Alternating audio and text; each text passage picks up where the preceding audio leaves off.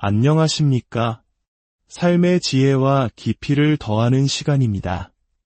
오늘 우리는 신앙의 여정에서 가장 근본적이면서도 강력한 행위, 바로 기도에 대해 함께 나누고자 합니다.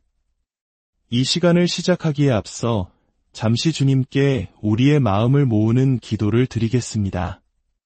사랑과 은혜가 풍성하신 하나님 아버지, 지금 이 음성을 듣는 모든 당신의 자녀들 위해 하늘의 평강과 지혜를 부어주시옵소서.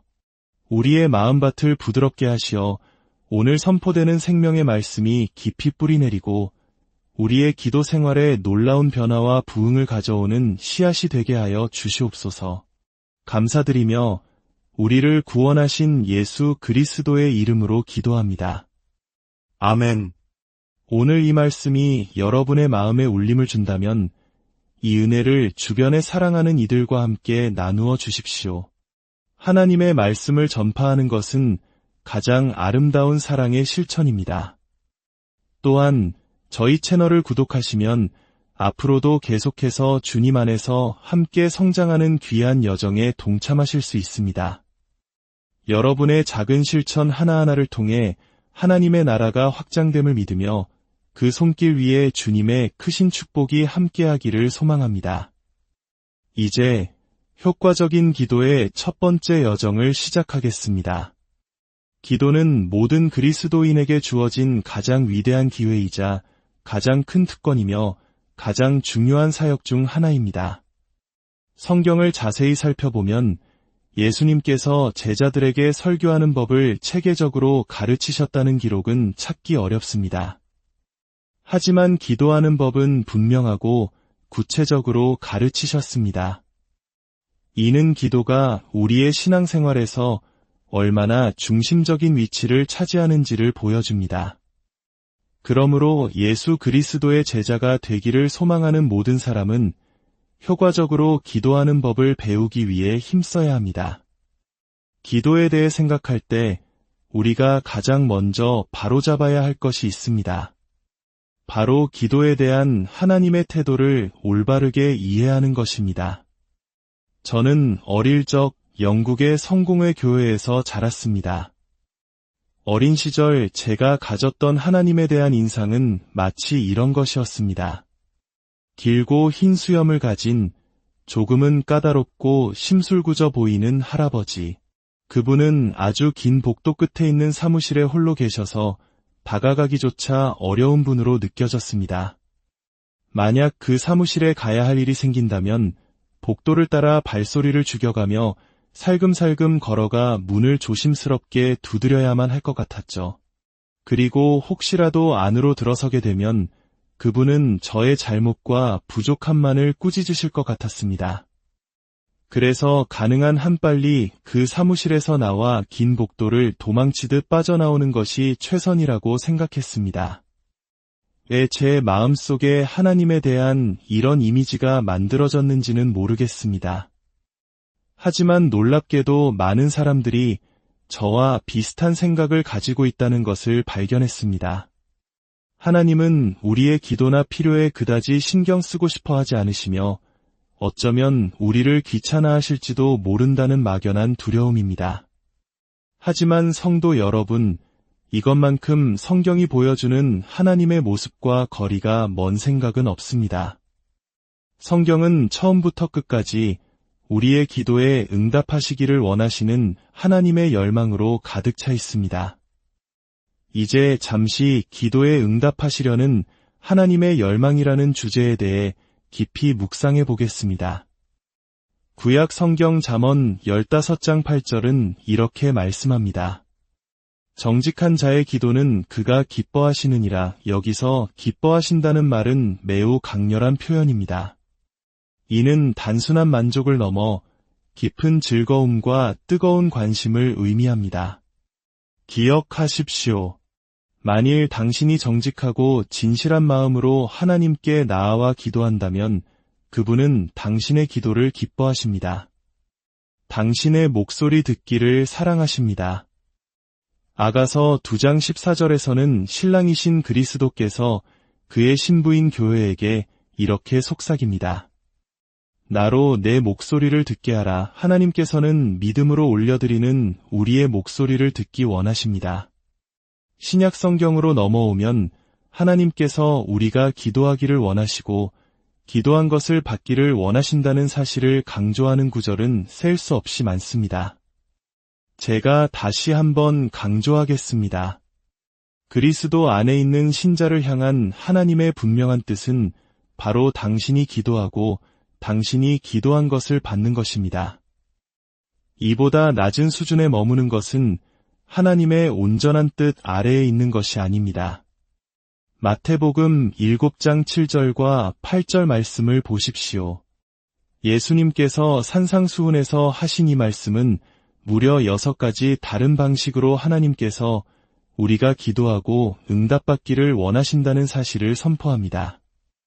구하라 그리하면 너희에게 주실 것이요 찾으라 그리하면 찾아낼 것이요 문을 두드리라 그리하면 너희에게 열릴 것이니 구하는 이마다 받을 것이요 찾는 이는 찾아낼 것이요 두드리는 이에게는 열릴 것이니라. 이 말씀 속에 단 하나의 부정적인 암시라도 있습니까?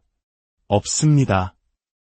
예수님께서는 6번이나 반복해서 하나님이 우리의 기도를 듣고 응답하기를 얼마나 원하시는지 알려주고 계십니다.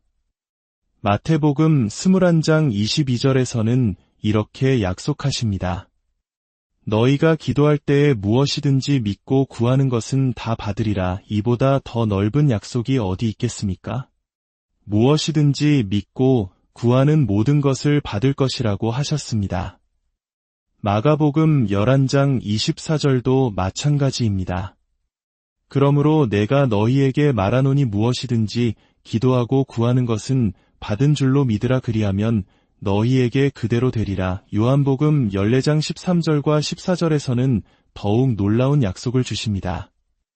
너희가 내 이름으로 무엇을 구하든지 내가 행하리니 이는 아버지로 하여금 아들로 말미암아 영광을 받으시게 하려 함이라.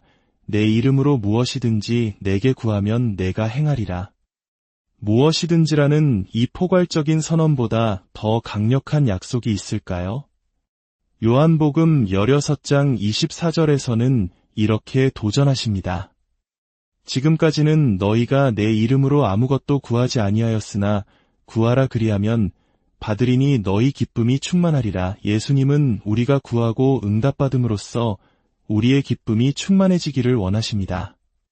제 경험에 비추어 보아도 전능하신 하나님께서 내 기도에 응답하신다는 사실을 아는 것보다 더 큰 기쁨을 주는 것은 없습니다. 우주를 창조하시고 모든 능력을 가지신 분이 우리의 기도 소리에 귀 기울이시고 우리가 구하는 것을 행하기를 기뻐하신다는 것을 아는 것보다 더 놀라운 일이 어디 있겠습니까? 우리가 기도하고 구체적인 응답을 받았을 때 우리의 기쁨은 충만해집니다. 물론 기도에 꾸준히 응답받기 위해서는 지켜야 할 기본적인 원칙과 조건들이 있습니다. 이제부터 저는 기도 응답을 받기 위한 7가지 핵심 조건들을 체계적으로 나누고자 합니다.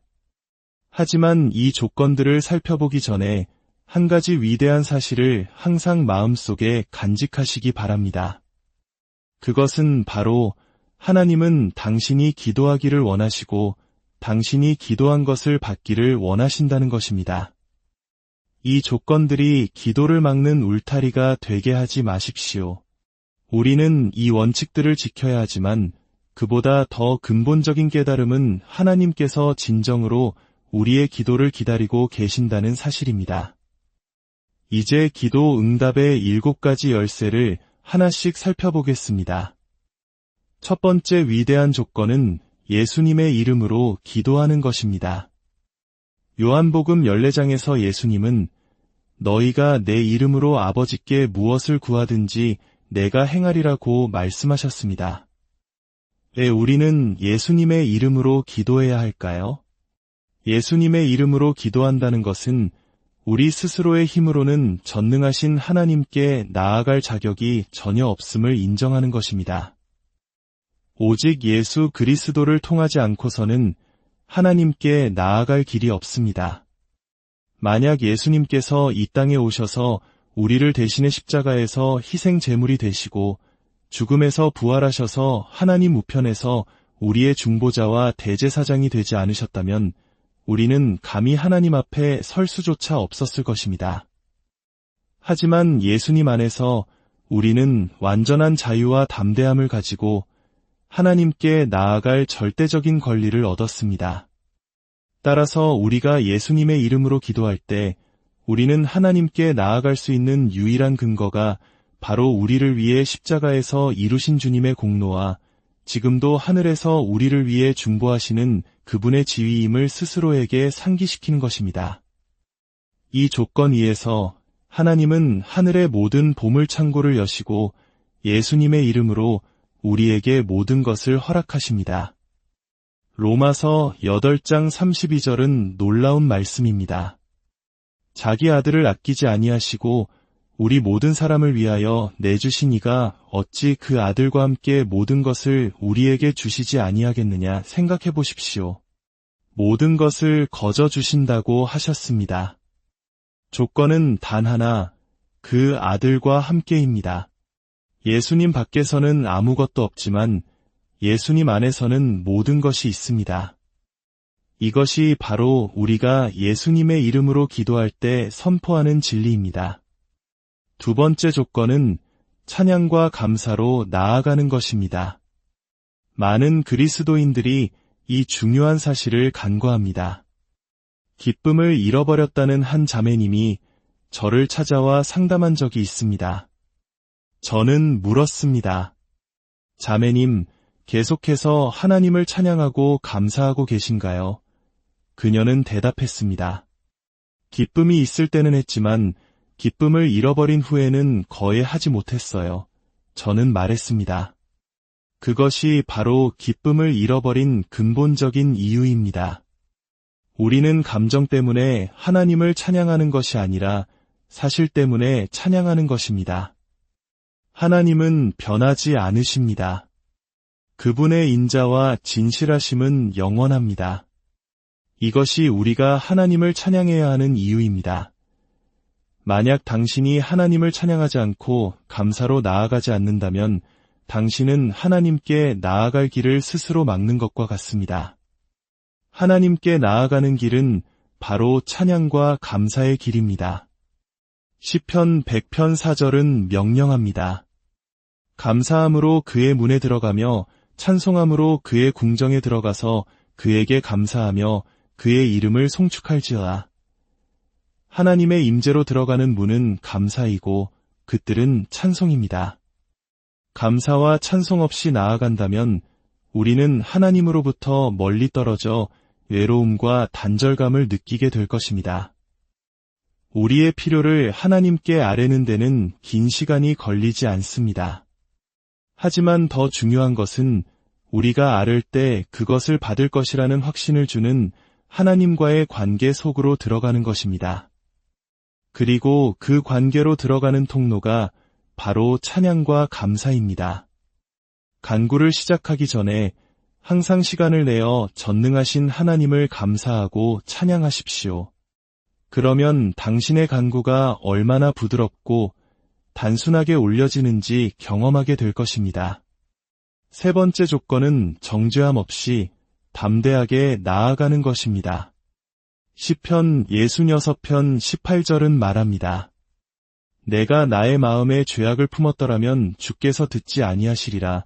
마음에 죄악을 품는다는 것은 하나님께 나아가면서도 마음속에 나를 정죄하는 무언가를 의식하고 있다는 뜻입니다. 믿음으로 나아가려 할 때마다 사탄은 해결되지 않은 문제, 고백하지 않은 죄, 혹은 고백했더라도 용서받았다는 확신이 없는 그 죄를 끄집어내어 우리를 참소합니다. 이 정죄함을 가지고 나아가면 우리는 기도한 것을 받지 못합니다. 우리는 마음속에서 죄의식을 제거해야 합니다. 우리가 죄를 자백하면 하나님은 미쁘시고 위로우사 우리 죄를 사하시며 모든 불의에서 우리를 깨끗하게 하실 것이라고 약속하셨습니다. 죄 문제에 대해 우리가 할 수 있는 것은 고백하고 회개하며 약속된 용서와 깨끗함을 믿음으로 받아들이는 것뿐입니다. 그 후에는 더 이상 죄에 대해 염려하지 마십시오. 죄의식을 품고 기도하면 하나님은 듣지 않으십니다. 히브리서 4장 16절은 이렇게 선포합니다. 그러므로 우리는 긍휼하심을 받고 때를 따라 돕는 은혜를 얻기 위하여 은혜의 보좌 앞에 담대히 나아갈 것이니라 기억하십시오.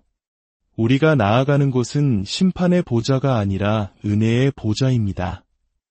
우리는 우리의 공로가 아닌 예수님의 이름으로 나아갑니다. 찬양과 감사로 나아갑니다. 정죄함 없이 담대하게 나아갑니다. 왜냐하면 하나님께서 우리를 부르셨고 그분은 은혜의 보좌에 앉아 계시기 때문입니다. 네 번째 조건은 올바른 동기입니다. 하나님은 우리의 마음 중심을 보시며 우리가 기도하는 이유에 깊은 관심을 가지고 계십니다. 야고보서 4장 3절은 말합니다. 구하여도 받지 못함은 정욕으로 쓰려고 잘못 구하기 때문이라. 즉 우리의 기도가 이기적이고 자기중심적이며 단지 자신의 안락과 만족을 위한 것이라면 응답받을 수 없다는 것입니다. 그렇다면 올바른 동기는 무엇일까요? 예수님께서 이미 말씀하셨습니다. 아버지로 하여금 아들로 말미암아 영광을 받으시게 하려 함이라. 하나님께서 기도에 응답하시는 동기는 그 응답을 통해 예수 그리스도 안에서 하나님 아버지께서 영광을 받으시는 것입니다. 우리가 하나님의 약속을 붙들고 기도하는 목적은 그 일을 행하시는 하나님께서 우리를 통해 영광 받으시게 하기 위함입니다. 다섯 번째 조건은 올바른 관계입니다. 이것은 엄청나게 중요합니다. 예수님께서 가르쳐 주신 주기도문에는 이런 구절이 있습니다. 우리가 우리에게 죄 지은 자를 사하여 준 것 같이 우리 죄를 사하여 주시옵고 우리가 다른 사람을 용서하는 것과 똑같은 비율로 하나님께 용서를 구하도록 되어 있다는 사실을 아십니까? 만약 당신이 다른 사람을 온전히 용서하면 하나님도 당신을 온전히 용서하실 것입니다.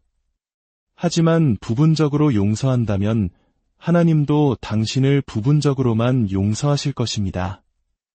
많은 그리스도인들이 기도 응답을 받지 못하는 주된 이유 중 하나는 바로 다른 사람을 용서하지 못하기 때문입니다. 용서는 감정이 아니라 결단이라는 것을 기억하십시오. 누군가가 당신에게 빚진 채무증서를 찢어버리는 것과 같습니다. 당신이 그 작은 채무증서를 찢어버릴 때 하나님은 당신의 훨씬 더 큰 빚이 적힌 채무증서를 찢어버리실 것입니다. 만약 당신이 찢지 않는다면 그분도 찢지 않으실 것입니다.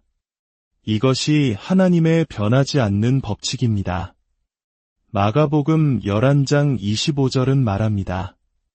서서 기도할 때에 아무에게나 혐의가 있거든 용서하라. 그리하여야 하늘에 계신 너희 아버지께서도 너희 허물을 사하여 주시리라. 기도하기 위해 설 때 누군가에 대한 용서하지 못하는 마음을 품고 하나님께 나아가려 하지 마십시오. 기도하기 전에 먼저 용서하십시오. 특별히 부부 관계에 대해서도 성경은 분명히 말씀합니다. 베드로전서 3장 7절은 남편들에게 권면합니다. 아내를 귀히 여기고 함께 생명의 은혜를 이어받을 자로 알아 존중하라고 말합니다. 그 이유는 이는 너희 기도가 막히지 아니하게 하려 함이라입니다. 부부 사이의 잘못된 관계는 그들의 기도를 가로막습니다. 가정에서 기도 응답을 받고 자녀들을 위해 축복을 구하기 원한다면 가장 먼저 해야 할 일은 당신의 배우자와의 관계를 바로 세우는 것입니다. 오늘 우리는 효과적인 기도의 문을 여는 몇 가지 중요한 열쇠들을 살펴보았습니다. 하나님은 멀리 계신 엄격한 재판관이 아니라 우리의 목소리 듣기를 기뻐하시는 사랑의 아버지이십니다. 예수님의 이름으로 찬양과 감사로 정죄함 없는 담대함으로 하나님의 영광을 위한 동기로 그리고 용서와 사랑으로 세워진 올바른 관계 속에서 하나님께 나아갈 때 하늘의 문은 활짝 열릴 것입니다. 이 시간 들은 말씀을 마음에 품고 함께 기도하기 원합니다. 하나님 아버지, 오늘 저희에게 기도의 비밀을 열어주시니 감사합니다. 때로는 하나님을 오해하고 잘못된 태도로 기도했던 저희의 연약함을 고백합니다. 이제는 예수 그리스도의 이름을 의지하여 담대히 은혜의 보좌 앞으로 나아갑니다. 저희의 입술에 감사와 찬양이 마르지 않게 하시고 모든 정죄함과 죄책감을 예수님의 보혈로 씻어 주시옵소서. 하나님의 영광만을 구하는 순결한 마음을 주시고 저희 삶의 모든 관계 속에서 용서와 사랑을 실천하게 하옵소서. 이 말씀을 듣는 모든 성도님들의 가정과 삶 가운데 막혔던 기도의 문이 열리게 하시고 구하는 것마다 응답받는 기쁨이 충만하게 하옵소서. 살아계신 우리 주 예수 그리스도의 이름으로 간절히 기도드립니다. 아멘. 오늘 함께 나눈 말씀이 여러분의 기도 생활에 새로운 빛과 희망이 되기를 소망합니다. 주님의 이름으로 여러분 모두를 축복합니다. 평안